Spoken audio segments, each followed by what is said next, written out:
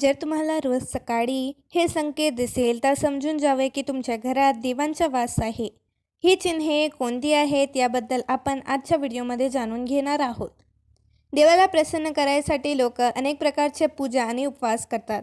सकाळ संध्याकाळ देवाला दिवा लावण्यापासून ते देवाला अन्न दानही करत असतात, जेणेकरून देवांचे आशीर्वाद त्यांच्यावरती राहील आणि त्यांच्या आयुष्यात कोणत्याही प्रकारची समस्या अडचणी येऊ नये.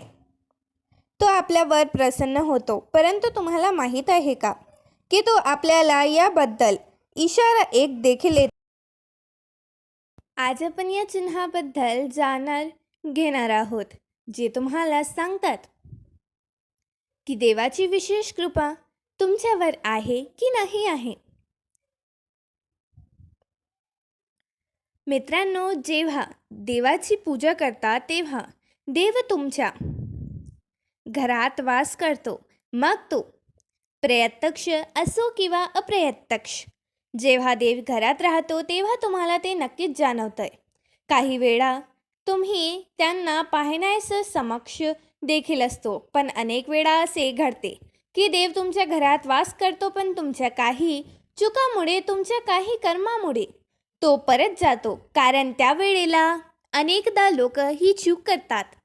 असे अनेक लोक आहेत ज्यांच्या घरी देव राहतो, पण त्यांना स्वतःलाच त्यांची जाणीव नसते आणि ते स्वतःच्या देवाचा अपमान करून देवाला परत पाठवतात आणि म्हणतात की मी रोज देवाची पूजा करतो, पण तरीही मला देव का दिसत नाही. तर तुमच्या या सर्व चुकीमुळे देव तुमच्यावर क्रोधित होतो. म्हणून आज आपण या लक्षणांबद्दल अगदी सविस्तर माहिती या व्हिडिओमध्ये जाणून घेणार आहोत. अशा लक्षणामुळे तुम्ही स्वच्छ समजू शकाल की देव तुमच्या घरी आले आहे. चला तर मग जाणून घेऊया कोणत्याही ती अशी लक्षणे आहेत. पहिला, जेव्हा तुम्ही झोपलेले असता आणि ब्रह्ममुहूर्तावर अचानक जाग येते, तसेच तुम्ही रोज यावेळी उठून असाल किंवा ब्रह्ममुहूर्तावरचे असे कोणते स्वप्न दिसले की जसे तुम्ही मंदिरात पूजा करत आहात, मंत्रोच्चार करत आहात, तर ब्रह्ममुहूर्तावर दिसलेली अशी स्वप्ने देखील सूचित करतात की तुमच्या घरात देव वास करता. अशी स्वप्ने तुमच्या घरात देव उपस्थित असल्याचे सुरक्षित असतात. दुसरा, जर तुम्हाला ब्रह्ममुहूर्ताची वेळ, शंख, मंत्राचा आवाज, घंटाचा आवाज किंवा राम राम असा कोणी जप करत आहे असे ऐकू येत असेल, तर असा आवाज ऐकला तर देव तुमच्या घरात आले आहे असे सूचित करते. तिसरा, जेव्हा तुम्ही अंघोळ करून सकाळी तयार होता तेव्हा तुम्हाला एक वेगळाच वास येतो.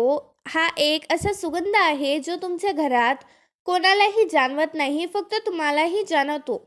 हा कोणत्याही परफ्यूमचा किंवा अगरबत्तीचा किंवा इतर कशाचाही सुगंध नाही. तुम्हाला फक्त हा सुवास येतो. हा सुवास तुम्हाला तुमच्या मंदिरातून येतो. तुम्ही तुमच्या घराच्या मंदिरात जितके जवळ जाल तितका हा सुगंध वाढत जातो. तर तुम्ही विचार कराल की हा सुगंध कशाचा आहे. हा सुगंध प्रत्यक्ष देवी देवांना आहे, ज्यामुळे तुम्हाला कळते की तुमच्या घरात देवांचा वास आहे. तर याच्या उलट, जेव्हा घरात नकारात्मक ऊर्जा येते तेव्हा तुम्हाला घरातून दुर्गंधी येऊ लागते. पण जेव्हा देव वास करतो आणि सकारात्मक ऊर्जा प्रवेश करते तेव्हा तुम्हाला सुगंध येईल,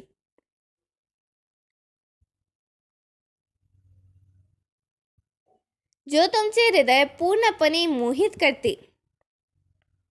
चौथा, जेव्हा तुम्ही पूजेला जाल तेव्हा त्याच वेळी कोणी जीव म्हणजे कुत्रा, मांजर, गाय किंवा अन्य कोणी असेल, जसे की एखादा साधू असेल किंवा एखादा भिकारी दारात येत असेल आणि आठवड्यातून वारंवार हे घडत असेल, ते तुमच्या पूजेच्या वेळी येत असतील, तर याचा अर्थ असा होतो की देव तुमची दार ठेवावत आहे.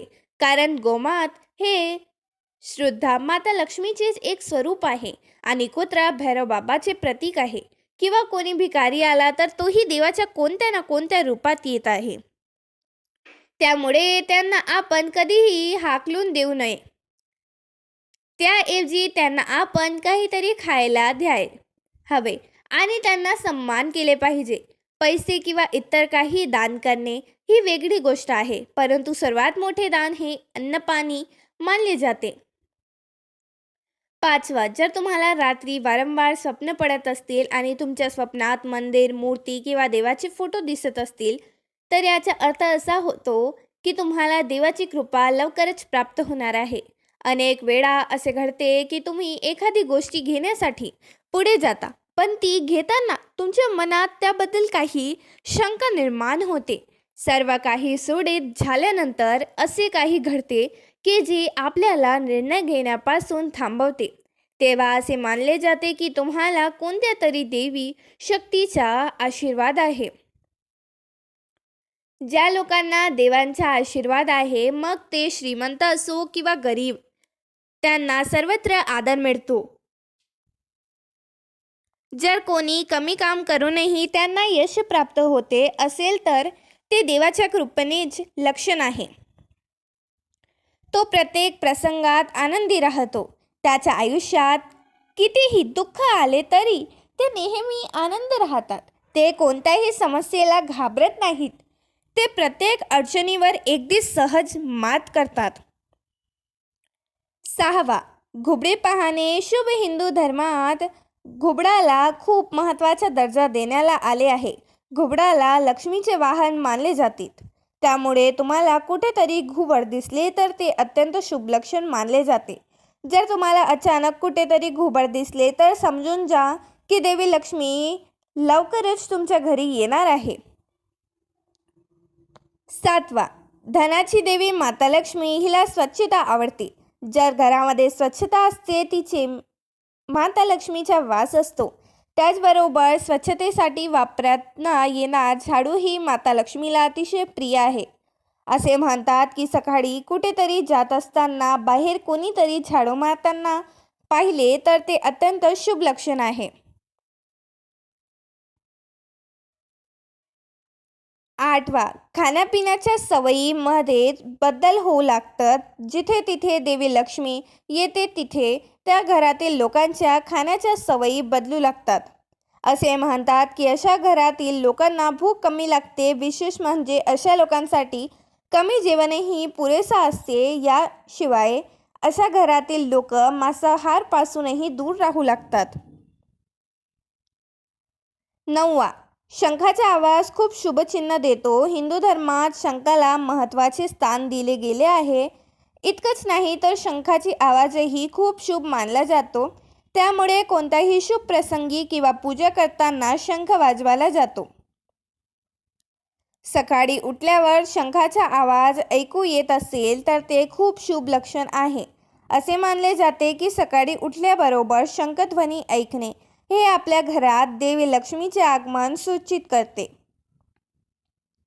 10वा, सलग 3 दिवस तुम्हाला घरातून बाहेर पडताना नीळकंठ पक्षी दिसला तर समजून जा की देवाचे तुमचे म्हणणे ऐकले आहे. तुमची मोठी इच्छा लवकरच पूर्ण होणार आहे.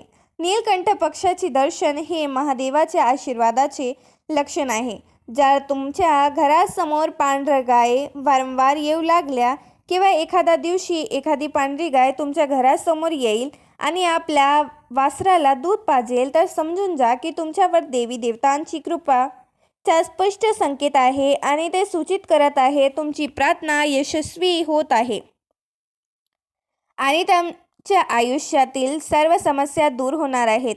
देव तुमच्या सर्व संकटांना आणि वाईट दिवसांना अंत करणार आहेत.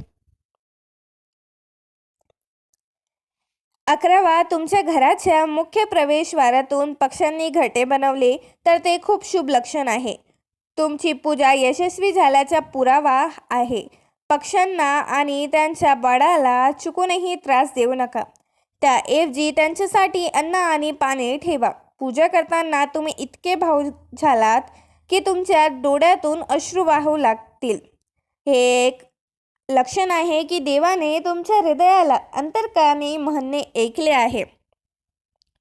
12वा, जर तुम्ही सकाळच्या पूजेनंतर घराबाहेर आलेत आणि तुम्हाला माकडांचा समूह दिसला तर तुमची उपासना सफल होणार आहे. त्यांना एक संकेत आहे. देव तुमच्या बाबतीत दयाळू आहे. त्या माकडांना काहीतरी खायला द्यायचे प्रसन्न करा.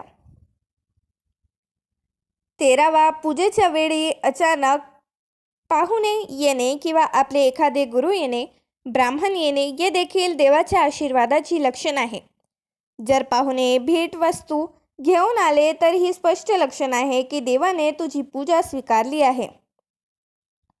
14वा, पूजेच्या वेळी लावलेल्या दिव्याची ज्योती अचानकच मोठी झाली तर समजून जा की तुमची पूजा यशस्वी झाली आहे आणि देवाच्या कृपेने तुमचे दुःखाचे दिवस लवकरच निघून जातील हे सूचित करते.